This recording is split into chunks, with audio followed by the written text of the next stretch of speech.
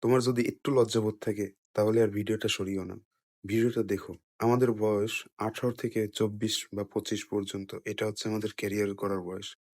এই বয়সে যদি আমরা Facebook, YouTube বা ইত্যাদি সারাদিন যদি মোবাইলে আ সরাতেই থাকি, তাহলে ক্যারিয়ার করা যাবে না ভাই। লাইফে কিছু একটা করতে হবে। কিছু একটা। ছোট ব্যবসা করো, বড় ব্যবসা করো, চাকরির প্রতি ফোকাস দাও। যেকোনো একটা দিকে ফোকাস দাও। কারণ লাইফে কিছু একটা করতে পারলে কেউ না হোক তোমার বাবা-মা শান্তি পাবে। তোমার বাবা-মার দিকে তাকিয়ে দেখো। সকাল থেকে রাত পর্যন্ত তারা কষ্ট করেই যায়। এমনও সময় আছে রাত্রে বাসায় যেতে পারে না।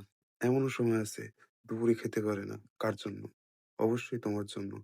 কারণ তাদের একটাই চাওয়া, একটাই পাওয়া। তাদের ছেলে-মেয়ে যেন শান্তিতে থাকতে পারে, ভালো থাকতে পারে, ভালো জামাকাপড় পরতে পারে, ভালো মোবাইল চালাতে পারে, ভালো বাইক চালাতে পারে। তারা ভালোভাবে যেন সমাজে চলতে পারে সেজন্য বাবা-মা তাদের নিজেদের ক্যারিয়ার শেষ করে তোমার ক্যারিয়ার ঠিক করছে। অবশ্য ভাই নিজের ক্যারিয়ার ফোকাস দাও। ১৮ থেকে ২৪ বা ২৫ বছর বয়স তোমরা যারা আছো, বসে থাকে না, সারাদিন ফেসবুকে থেকে না। কিছু একটা করো ভাই। লাইফে কিছু একটা দিকের ফোকাস দাও।